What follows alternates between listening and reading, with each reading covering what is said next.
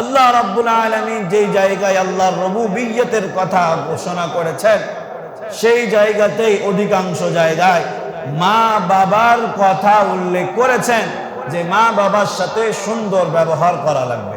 আল্লাহ রাব্বুল আলামিন সূরা বনী ইসরাঈলের 24 নম্বর আয়াতের মধ্যে বলেন, وَقَضَى رَبُّكَ أَلَّا تَعْبُدُوا إِلَّا إِيَّاهُ وَبِالْوَالِدَيْنِ إِحْسَانًا إِمَّا يَبْلُغَنَّ عِندَكَ الْكِبَرَ أَحَدُهُمَا أَوْ كِلَاهُمَا فَلَا تَقُل لَّهُمَا أُفٍّ وَلَا تَنْهَرْهُمَا وَقُل لَّهُمَا قَوْلًا كَرِيمًا।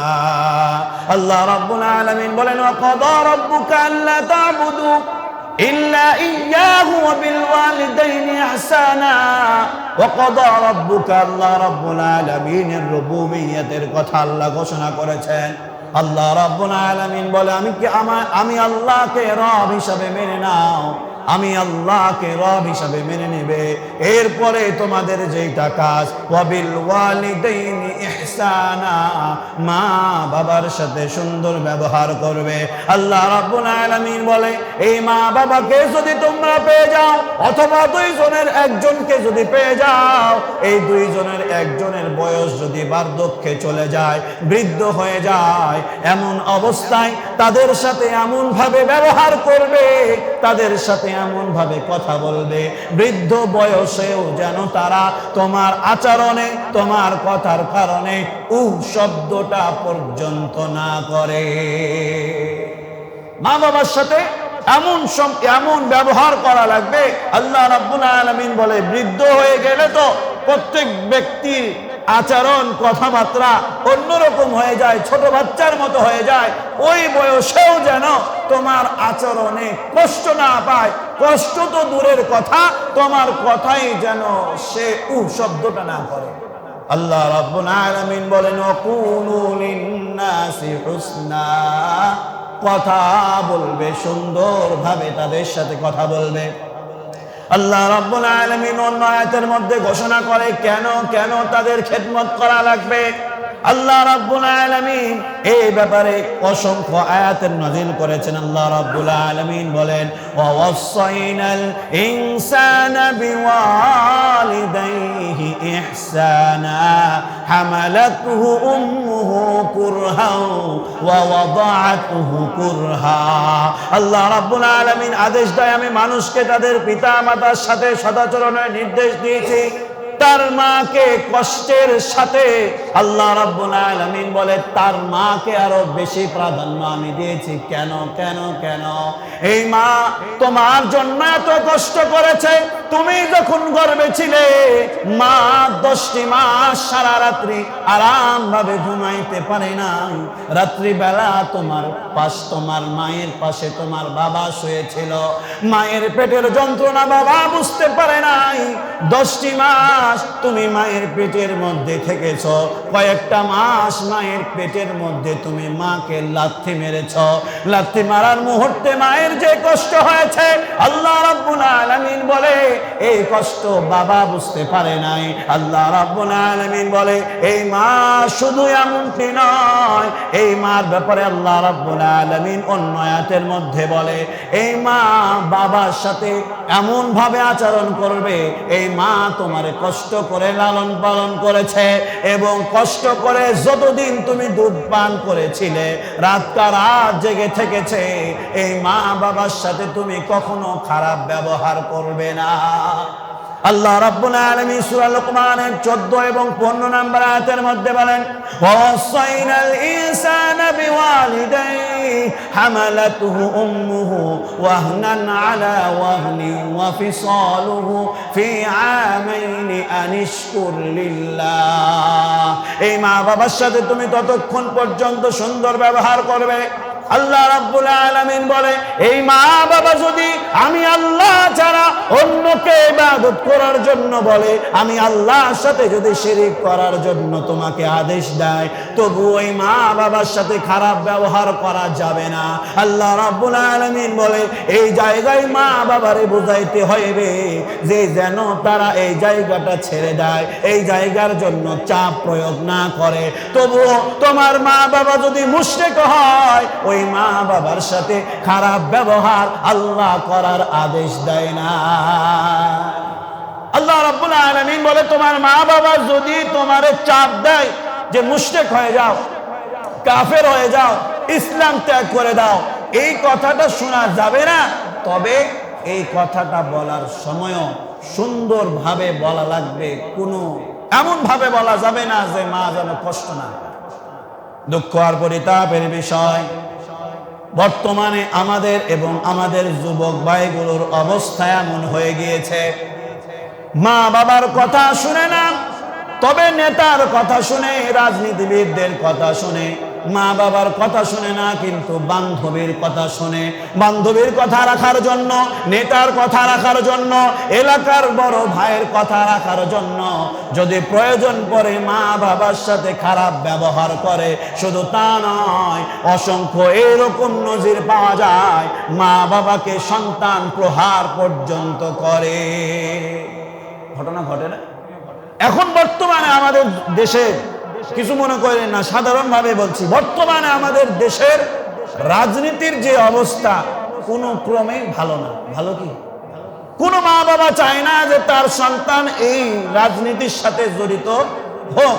যারা করে, এই যে মিছিল মিটিং এ যারা শরীক হয়, তাদের মা বাবাকে আপনি জিজ্ঞেস করেন, তোমার ছেলে যে এগুলো করে বেড়ায়, অমুকের দালালি করে বেড়ায়, অমুক নেতার পিছনে সব সময় ঘুরে বেড়ায়, এর অনুমতি কি তুমি দিয়েছ? উল্টা উত্তর দেবে, ছেলে কথা শুনে না। তার মানে আপনি ওই নেতার কথা শুনছেন। কিছু ছেলে আছে প্রেমের জন্য মা বাবাকে বিসর্জন দেয়। দেয় কি দেয় না? এটা তো ছেলের কথা বললাম, মেয়েগুলো ফেরেশতা, মেয়েগুলো দেয় না। সবাই একই অবস্থা। তো এই যে আমাদের অবস্থা এরকম, নেতার জন্য, বান্ধবীর জন্য, বন্ধুর জন্য মা বাবাকে ঠেলে দিয়ে মা বাবার সাথে খারাপ ব্যবহার করি। আল্লাহ রাব্বুল আলামিন বলে যে যদি মা বাবা শিরক কাজ করতে বলে, শিরকি কাজ করতে বলে, ইসলাম ছেড়ে দিতে বলে, তবুও মা বাবার সাথে খারাপ ব্যবহার করা যাবে না। রাসূলুল্লাহ সাল্লাল্লাহু আলাইহি ওয়াসাল্লামের সাহাবী হযরত সাইয়্যিদিনা আবু বকর রাদিয়াল্লাহু তাআলা আনহু মেয়ে আসমা রাদিয়াল্লাহু তাআলা আনহা, সাইয়্যিদিনা আবু বকর রাদিয়াল্লাহু তাআলা আনহুর আরেকজন স্ত্রীর এই কন্যা ছিলেন, যার নাম হচ্ছে কুতাইলা। কুতাইলা হচ্ছে সাইয়্যিদিনা আবু বকর রাদিয়াল্লাহু তাআলা আনহুর স্ত্রী, আর কুতাইলার সন্তান হচ্ছে আসমা রাদিয়াল্লাহু তাআলা আনহা। সাইয়্যিদিনা আসমা রাদিয়াল্লাহু তাআলা আনহা রাসূলুল্লাহ সাল্লাল্লাহু আলাইহি ওয়াসাল্লামের সাথে মদিনায় হিজরত করে চলে গিয়েছে। আসমার মা কুতাইলা ইসলাম গ্রহণ করে নাই, তবে মেয়ের ব্যথা, মেয়ের ভালোবাসায় মদিনায় একদিন চলে গেলেন মেয়েকে দেখার জন্য। কুতাইলা গিয়ে আসমাকে দেখার জন্য মদিনার অলিতে গলিতে ঘুরে বেড়ায়। আসমার কাছে সংবাদ আসলো, রে আসমা, তোমার মা তোমারে দেখার জন্য এসেছে। আসমা মায়ের সাথে দেখা না করে রাসূলুল্লাহ সাল্লাল্লাহু আলাইহি ওয়াসাল্লামকে গিয়ে জিজ্ঞেস করে, ইয়া রাসূলুল্লাহ, আমার মা মক্কা থেকে মদিনায় এসেছে শুধুমাত্র আমারে দেখার জন্য, আমি কি আমার মায়ের সাথে দেখা করতে পারবো কিনা? রাসূলুল্লাহ সাল্লাল্লাহু আলাইহি ওয়াসাল্লাম আসমার ডাক দিয়ে বলেন, আসমা, আল্লাহ আদেশ করে না, ইসলামে আদেশ করে না যে তুমি তোমার মায়ের সাথে, তোমার বাবার সাথে খারাপ ব্যবহার করবে। ওই মা যদি মুশরিক হয়, ওই মা যদি কাফের হয়ে যায়, তবুও তোমার মায়ের সাথে সুন্দর ব্যবহার করা লাগবে। সুবহানাল্লাহ বলবেন না? আসমাকে আল্লাহ রাসূল সাল্লাল্লাহু আলাইহি ওয়াসাল্লাম বললেন, তুমি তোমার মায়ের সাথে দেখা করো, শুধু তা নয়, কাফের বলে মায়ের সাথে খারাপ ব্যবহার করবে, এটাও যেন না হয়, মায়ের সাথে সুন্দর ব্যবহার করবে। বলুন না সুবহানাল্লাহ। সম্মানিত উপস্থিতি, আমাদের বর্তমানে অবস্থা, শুধু আমাদের অবস্থা না, আমাদের সকলের অবস্থা একটা এরকম যে আমরা ওই কাজ করতে পছন্দ করি বা ওই কাজ করতে আমাদের আগ্রহ বেশি থাকে যেই কাজ করলে লাভ আসে। কথা কি ভুল বললাম? যেই কাজের মধ্যে লাভ পাওয়া যায় এই কাজটাই আমরা করে থাকি, আর যেই কাজের মধ্যে লাভ আছে, কল্যাণ আছে, এই কাজটা বুদ্ধিমান মানুষের করার দরকার। উদ্দেশ্য ছাড়া কোনো কাজ পাগল ছাড়া করে না, কিন্তু পাগলও আবার দেখবেন নিজের ভালোটা বুঝে। এবার আসি কোরআন এবং হাদিসের আলোকে মা বাবার খেদমত করলে কি লাভ।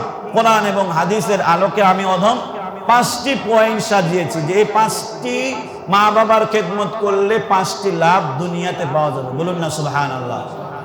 এই 5টি পয়েন্ট যে আমরা আলোচনা হবে, এই 5টি লাভ, এই 5টি লাভের বিপরীতটা ভেবে নেবেন যে এই 5টি লাভ যেমন হবে এই 5টি ক্ষতিও হবে মা বাবার খেদমত না করলে। এবার আসি 1 নাম্বার, মা বাবার খেদমত করলে আল্লাহর সন্তুষ্টি লাভ হয়। আল্লাহ রাব্বুল আলামিন সূরা বনী ইসরাঈলের মধ্যে বলেন, ওয়াকাদা রাব্বুকা আল্লা তা'বুদু ইল্লা ইয়্যাহু ওয়া বিল ওয়ালিদাইনি ইহসানা। আল্লাহ রাব্বুল আলামিন আদেশ করলেন আমি রবকে রব হিসেবে মেনে নাও। আল্লাহ রাব্বুল আলামিন অন্য আয়াতের মধ্যে বলেন, ওয়া'বুদুল্লাহা ওয়া লা তুশরিকু বিহি শাইআ। আল্লাহ রাব্বুল আলামিন বলেন আমার সাথে কাউকে শিরক করবে না, একমাত্র আমার ইবাদত করবে। এরপরে আল্লাহ রাব্বুল আলামিন বলেন ওয়া বিল ওয়ালিদাইনি ইহসানা, মা বাবার খেদমত করা লাগবে। আদেশ করেছেন যিনি তিনি কে? আল্লাহ রাব্বুল আলামিনের আদেশ পালন করলে আল্লাহ রাব্বুল আলামিন সন্তুষ্ট হবে না হবে না? সম্মানিত উপস্থিতি, রাসূলুল্লাহ সাল্লাল্লাহু আলাইহি ওয়াসাল্লামের সাহাবী, বুখারী শরীফের 3004 নম্বর হাদিস, একজন সাহাবী আল্লাহ রাসূল সাল্লাল্লাহু আলাইহি ওয়াসাল্লামকে বললেন, ইয়া রাসূলুল্লাহ, সাহাবায়ে কেরাম জিহাদের ময়দানে, যুদ্ধের ময়দানে যাচ্ছে, আমিও জিহাদের ময়দানে যেতে চাই। রাসূলুল্লাহ সাল্লাল্লাহু আলাইহি ওয়াসাল্লাম এই সাহাবীরে ডাক দিয়ে বললেন, রে সাহাবী, তোমার মা বাবা কি বেঁচে আছে? সাহাবী বলে, হ্যাঁ ইয়া রাসূলুল্লাহ, আমার মা বাবা বেঁচে আছে। আল্লাহর রাসূল বললেন, তারা কি বার্ধক্যে পৌঁছায় গিয়েছে? তারা কি বৃদ্ধ নাকি সচল? সাহাবী বলল, ইয়া রাসূলুল্লাহ, আমার মা বাবা বৃদ্ধ হয়ে গিয়েছে। আল্লাহর রাসূল সাহাবীকে ডাক দিয়ে বলে, ও সাহাবী, জিহাদের ময়দানে যাওয়ার দরকার নাই, তুমি তোমার মা বাবার খেদমত করো। তুমি তোমার মা বাবার খেদমত করলে, জিহাদ করলে যে সওয়াব হয়, এই সওয়াব তোমার আমলনামায় আল্লাহ লিখে দেবে। আর একটি ঘটনা পাওয়া যায় না সহিহ শরীফের 3104 নম্বর হাদিস, একজন সাহাবী আল্লাহর রাসূল সাল্লাল্লাহু আলাইহি ওয়াসাল্লামকে ডাক দিয়ে বললেন, ইয়া রাসূলুল্লাহ, জিহাদের ময়দানে আমি যেতে চাই। আল্লাহর রাসূল বললেন, রে সাহাবী, তোমার ঘরের মধ্যে যে মা বাবা আছে এই মা বাবার খেদমত করো। এই মা বাবার খেদমত করলে আল্লাহ রাব্বুল আলামিন ঘোষণা করেছে ওই মা বাবার পায়ের নিচে জান্নাত রয়েছে। তার মানে 1 নাম্বার, আমরা যদি মা বাবা আদেশ পালন করা হবে কার? আওয়াজ দিয়ে বলেন কার? আল্লাহ রাব্বুল আলামিনের আদেশ পালন করলে আল্লাহ সন্তুষ্ট হবে না হবে না? এরপরে আসি 2 নাম্বার, মা বাবার খেদমত করলে জান্নাত লাভ হবে। বলুন না সুবহানাল্লাহ। আল্লাহ রাব্বুল আলামিন বলেন, ওয়াকফিদ লাহুমা জানাহায যুল্লি মিনার রাহমা وقل رب ارحمهما كما ربياني صغيرا। একটু বলেন না, وقل رب ارحمهما كما ربياني صغيرا।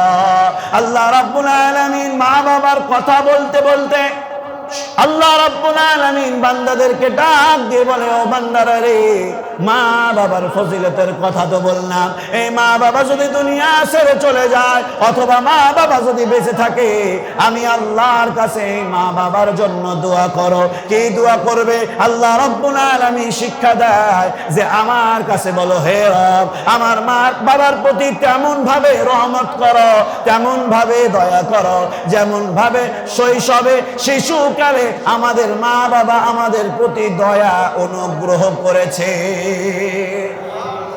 সম্মানিত উপস্থিতি, মুসলিম শরীফের 2699 নম্বর হাদিস, আল্লাহ রাসূল সাল্লাল্লাহু আলাইহি ওয়াসাল্লাম বলেন, যে ব্যক্তি অন্যের ভালোর জন্য, অন্যের কল্যাণের জন্য যা চায়, কোন ব্যক্তি যদি অন্য ভাইয়ের জন্য, অন্য ব্যক্তির জন্য কোন কল্যাণের দোয়া করে, আল্লাহর রাসূল সাল্লাল্লাহু আলাইহি ওয়াসাল্লাম বলেন, ওই ব্যক্তি যে দোয়া করেছে আল্লাহ রাব্বুল আলামিন তারে, যার জন্য দোয়া করেছে তারেও দান করে।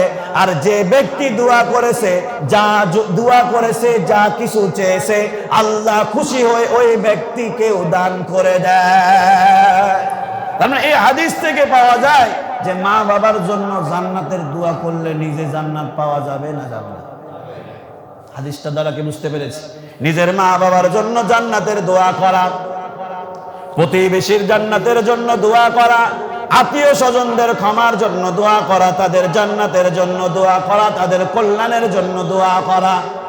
শুধু মৃত ব্যক্তি নয়, যারা জীবিত আছে এদের কল্যাণের জন্য যদি আমি দোয়া করি, অমুকের ছেলে চাকরির জন্য ইন্টারভিউ দিতে গিয়েছে, এমন কথা না বলা, গিয়েছে তো দেখি চাকরি পায় কিনা, বলে না বলে না? এটা কি ভালো নিয়তে বলে নাকি হিংসাত্মমূলক নিয়তে বলে? গেছে তো দেখি হয় কি হয় না, তখন দেখা যাবে, তার মানে খুশি না। ওই ব্যক্তি চায় যে তোর একটা চাকরি যেন না হয়।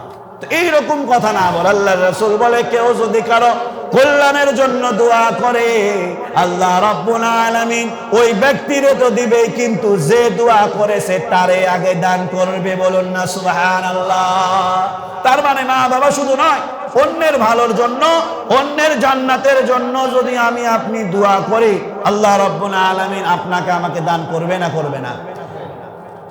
হাদিস শরীফের মধ্যে পাওয়া যায়, বুখারী শরীফের 1900 নম্বর হাদিস, আল্লাহর রাসূল সাল্লাল্লাহু আলাইহি ওয়াসাল্লাম বলেন, মা বাবার খেদমত করো, কারণ ওই মা বাবাই হচ্ছে জান্নাতের মধ্যখানের দরওয়াজা। সুবহানাল্লাহ বলবেন না? তার মানে মা বাবার খেদমতের মধ্যে জান্নাতের দরওয়াজা, মানে শুধু জান্নাতের দরওয়াজাটাই মনে হয় জাহান্নামের মধ্যে থাকবো, আল্লাহ খুলে এনে দিয়ে দিবে, এরকম নাকি? হ্যাঁ, হাদিসে কি বলছে আল্লাহ রাসূল? জান্নাতের মধ্যখানের দরওয়াজা। তার মানে যদি জাহান্নাম হয়ে যায়, জাহান্নামের ফয়সালা হয়ে গেল, যেহেতু মা বাবার খেদমত করেছি, আল্লাহ বলবে জান্নাতের মধ্যখানে দরওয়াজাটা খুলে জাহান্নামে দিয়ে দাও, এরকম নাকি? আল্লাহ রাব্বুল আলামিন মা বাবার খেদমত করার কারণে আল্লাহর রাসূল সাল্লাল্লাহু আলাইহি ওয়াসাল্লাম বলেন, ওই ব্যক্তিকে মধ্যখানের দরওয়াজা দিয়ে জান্নাতে প্রবেশ করায় দেবে। বলুন না সুবহানাল্লাহ। এবার আসি 3 নাম্বার, মা বাবার খেদমত করলে রিজিক ও বয়সে বরকত দান করেন আল্লাহ। বলুন না সুবহানাল্লাহ। আল্লাহ রাব্বুল আলামিন বলেন, والذين يصلون ما أمر الله به أن يوصل ويخشون ربهم ويخافون سوء العذاب। আল্লাহ রাব্বুল আলামিন বলে, আমি আল্লাহর ভয়ে যে ব্যক্তিরা বা যারা, আমি আল্লাহ যে সম্পর্ককে ঠিক রাখার জন্য বলেছি, আমি আল্লাহ যে সম্পর্ককে টিকিয়ে রাখার জন্য বলেছি, আমি আল্লাহ যে সম্পর্ক মৃত্যু পর্যন্ত ঠিক রাখার জন্য আদেশ করেছি, আমি আল্লাহর ভয়ে যে ব্যক্তি বা যারা এই সম্পর্ক ঠিক রাখে, আল্লাহর রাসূল সাল্লাল্লাহু আলাইহি ওয়াসাল্লাম 5986 নম্বর হাদিস শরীফের মধ্যে, বুখারীর হাদিসের মধ্যে আল্লাহর রাসূল বলে, যে ব্যক্তি আত্মীয়তার সম্পর্ক ঠিক রাখে, রক্ষা করে, আল্লাহ তার রিজিক ও হায়াতের মধ্যে বরকত দিয়ে দেয়। আল্লাহ রাব্বুল আলামিন যে সম্পর্ক ঠিক রাখার জন্য বলেছেন, আল্লাহ রাব্বুল আলামিন বলে, আমার ভয়ে এই সম্পর্কগুলো ঠিক রাখে। আল্লাহ অন্য আয়াতের মধ্যে বলেন, ওয়া মান ইয়াত্তাকিল্লাহা ইয়াজআল লাহু মাখরাজা ওয়া ইয়ারযুকুহু মিন হাইসু লা ইয়াহতাসিব। যে ব্যক্তি আমি আল্লাহরে ভয় করলো, আমি আল্লাহকে ভয় করে আমি আল্লাহ সব আদেশগুলো পালন করলো, আমি আল্লাহ এমন জায়গা থেকে তারে রিজিক দান করব যে সে কখনো কল্পনাও করে না। সম্মানিত উপস্থিতি, এর মানে আমি আপনি যদি মা বাবার খেদমত করি, বরকত দিবেন একজন, তিনি কে? কিন্তু ব্যাপার হচ্ছে, মা বাবার যদি পিতা মাতার যদি 3 জন সন্তান বা 4 জন সন্তান থাকে, ছেলে সন্তান, এইরকম আমরা দেখেছি যে মা বাবা বয়স হয়ে গেলে এই সন্তান মা বাবাকে পালি হিসাবে ভাগ করে দেয়।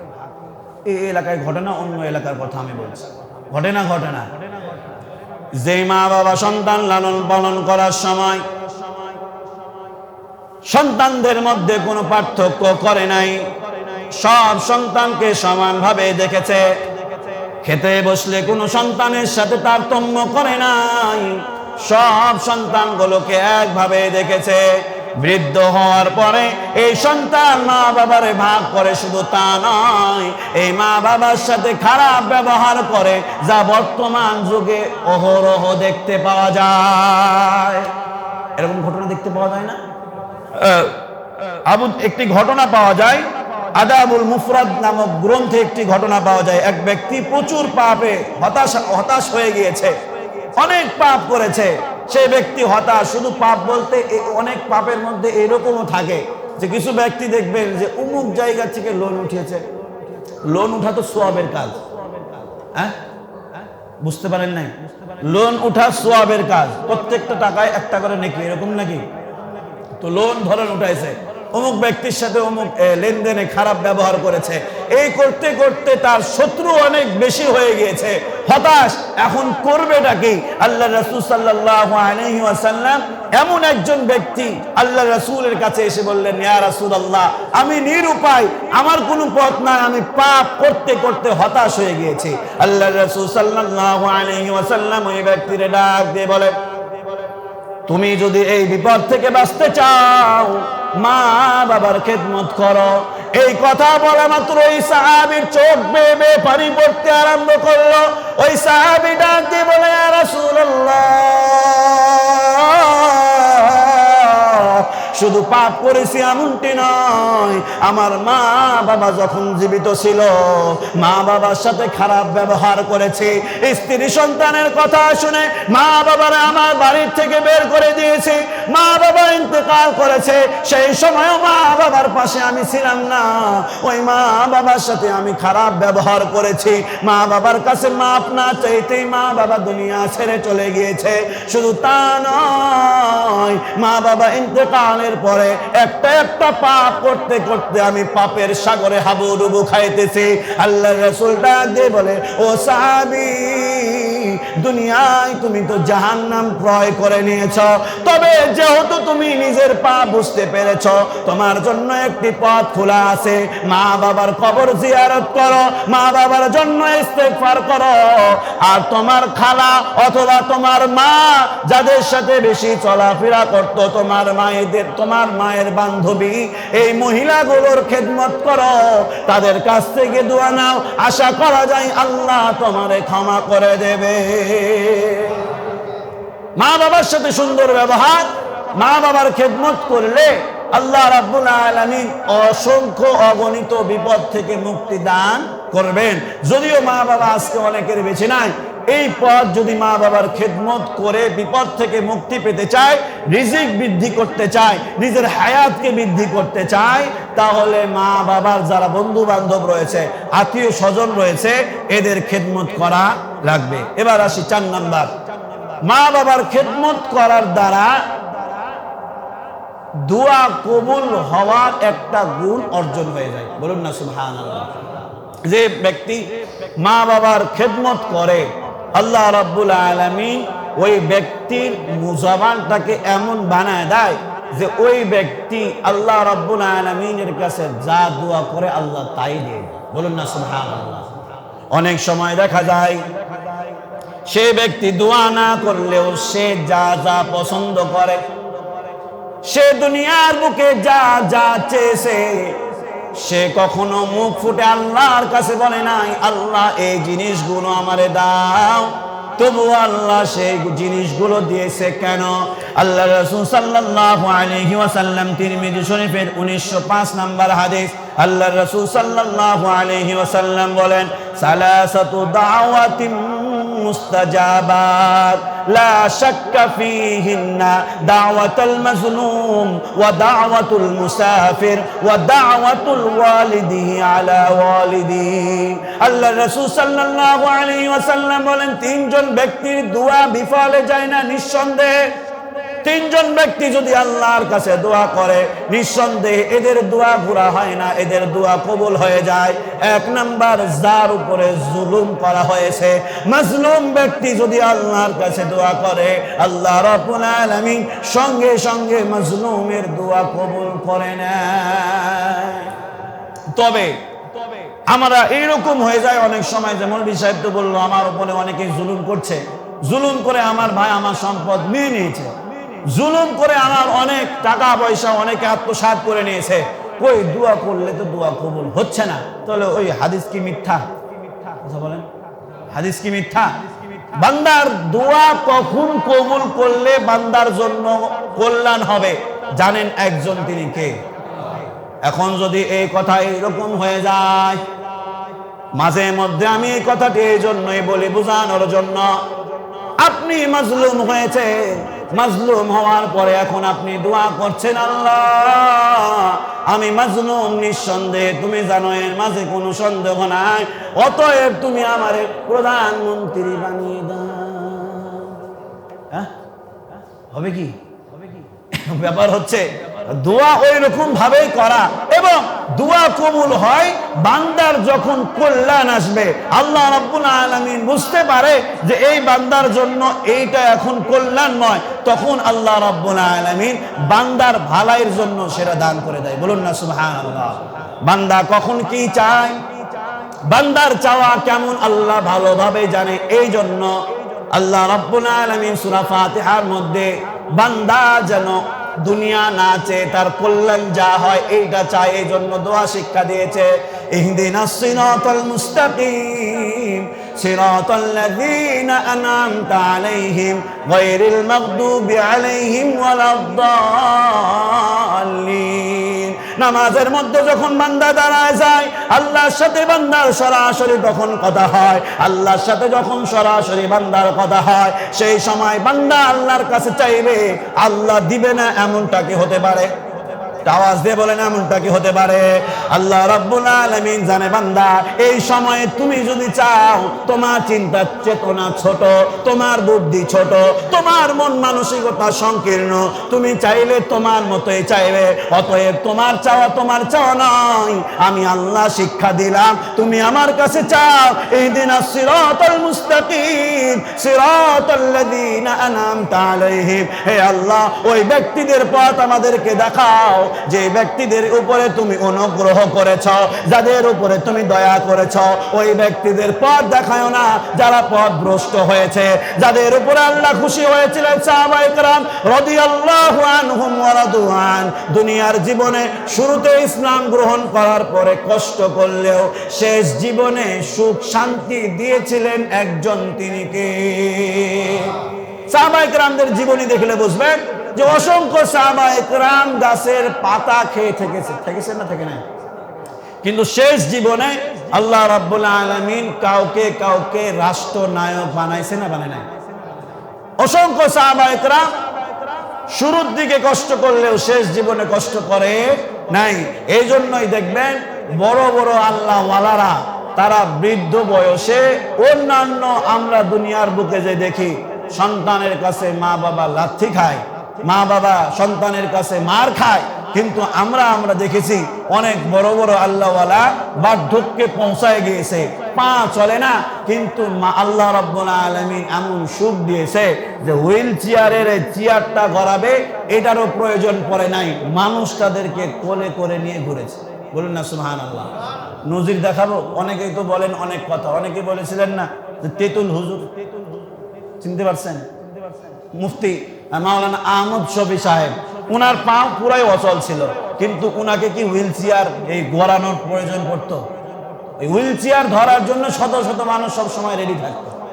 এইরকম অসংখ্য আল্লাহর ওলি আছে যাদের, যেমন জুনায়েদ বাবুনগরী রহমতুল্লাহ আলাইহি, উনি যখন ইন্তেকাল করলেন, উনার বাড়ি দেখা হলো যে উনার বাড়ি এখন পর্যন্ত টিনেরই আছে, কিন্তু এই যে বাদশার মতো জীবন যাপন দান করলেন একজন, তিনি কে?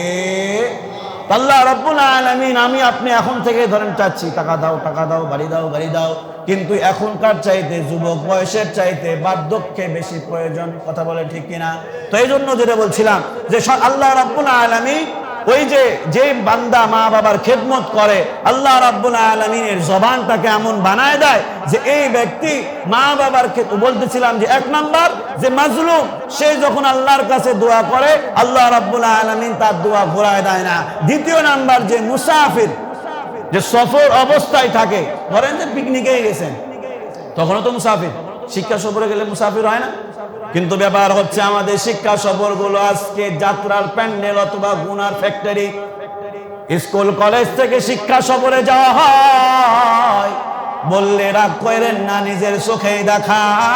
সিট ভাগ করার সময় আলোচনা হয়ে যায়, উমুক বান্ধবীর পাশে আমার সিটটা দিস। কথা বলেন ঠিক কিনা? একসাথেও যদিও না হয়, পরের ওই সিটে মাঝখান দিয়ে হয়তো কোনো রকম একটু জায়গা আছে, এরপরের সিটে স্যারকে বলে রাখে, অথবা যারা সিট ভাগ করে বলে রাখে স্যার জরিনার পাশে আমার সিটটা দিয়েন সওয়াবের আশায়। এই যে শিক্ষা সফরগুলো, এগুলো আবার নয়, এগুলো গুনার ফ্যাক্টরি। যাওয়া মানে পদে পদে গুনাহ।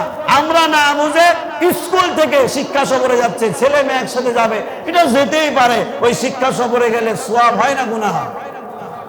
আমি বলেন হুজুর না, আমাদের মন মানসিকতা অন্যরকম। আলহামদুলিল্লাহ। তো এই যে সফরে থাকলে কোন ব্যক্তি যদি দোয়া করে আল্লাহ রাব্বুল আলামিন তার দোয়া কবুল করে।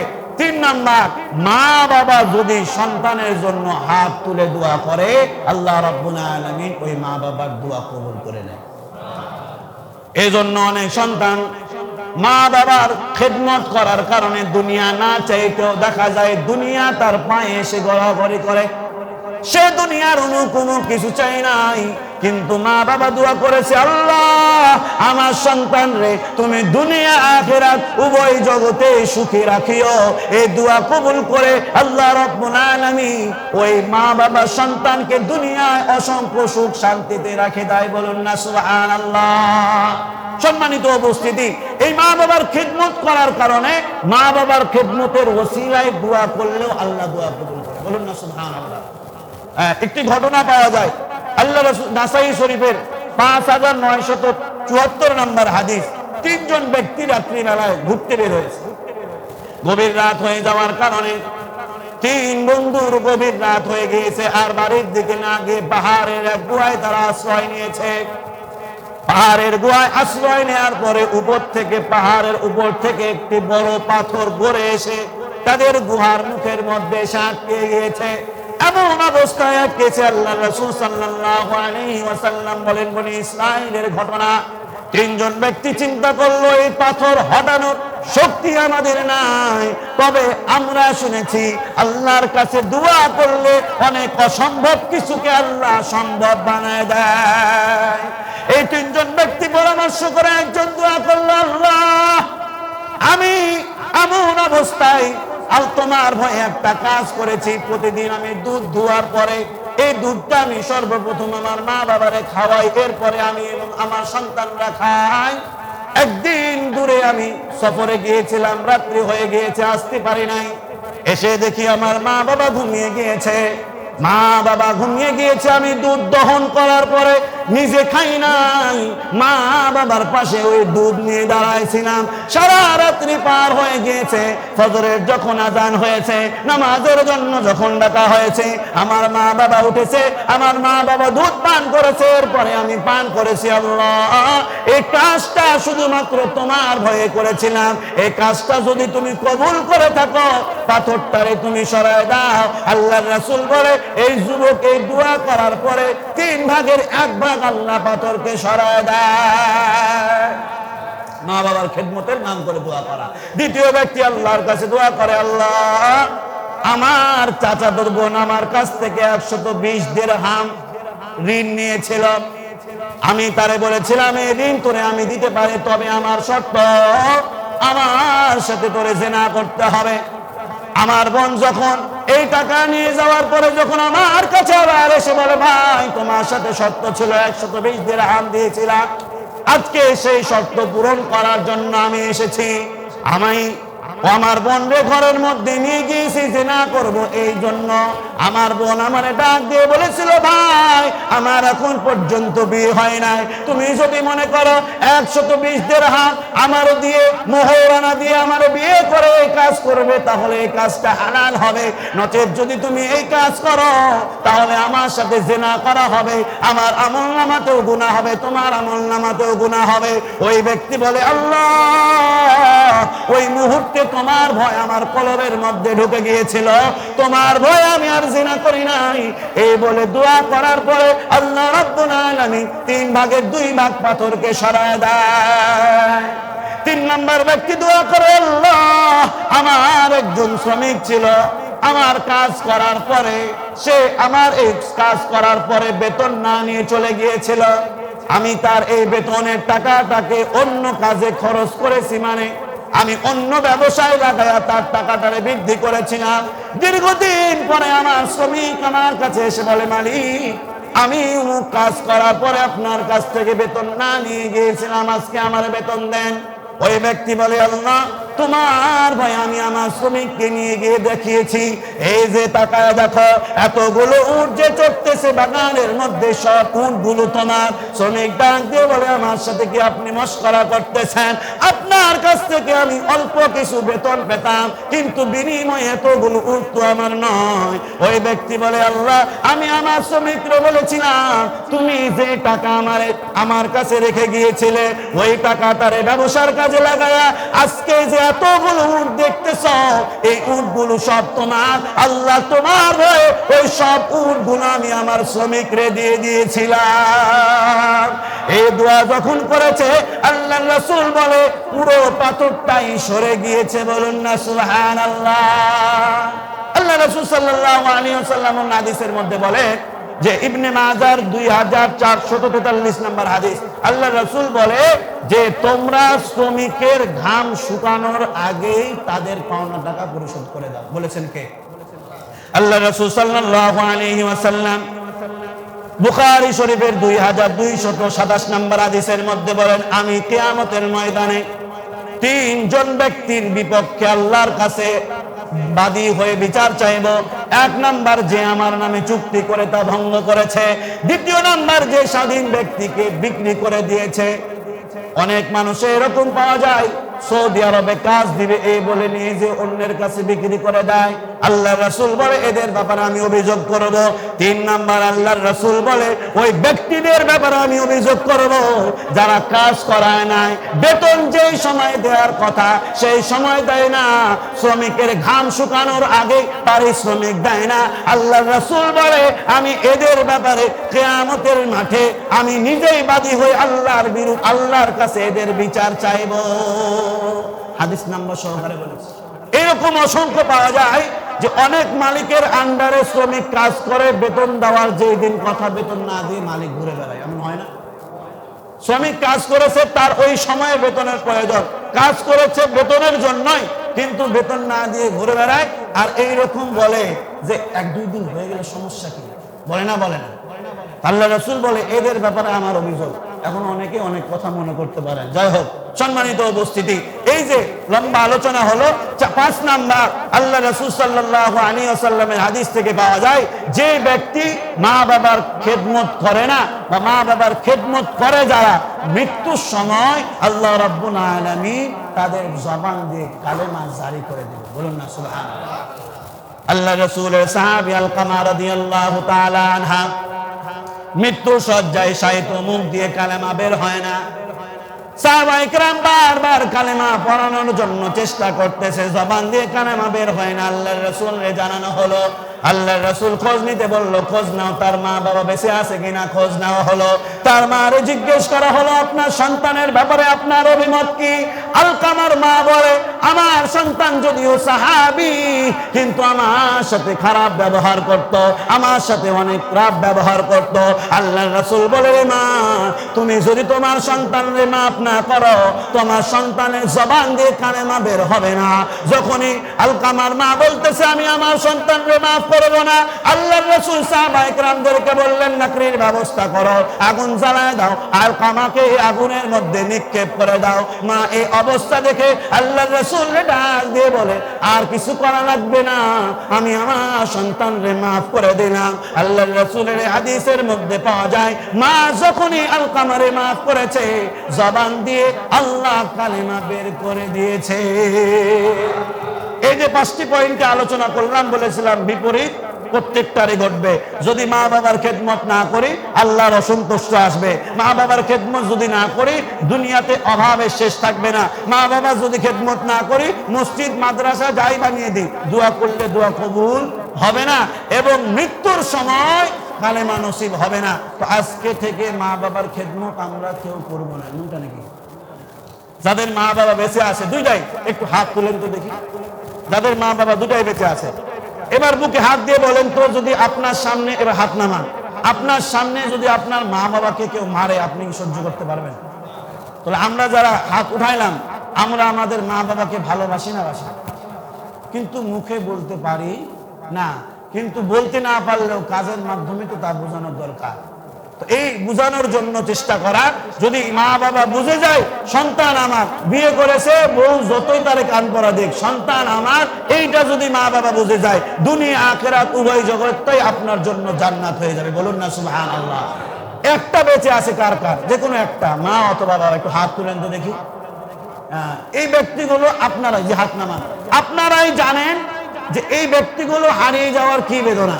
তো এই যে একজন বেঁচে আছে, এই একজনের খেদমত করেই যে আরেকজন যিনি চলে গিয়েছেন, তারও যেন ঘাটতিটা পূরণ হয়ে যায়, এমনটা করতে পারবো তো ইনশাআল্লাহ। আল্লাহ রাব্বুল আলামিন আমাদেরকে এই আলোচনার উপরে বক্তা এবং শ্রোতা আমাদের সকলকে আমল করা তৌফিক দান করুক। সকলে বলছি আমিন। ওয়া আখিরু দাওয়ানা আলহামদুলিল্লাহি রাব্বিল আলামিন।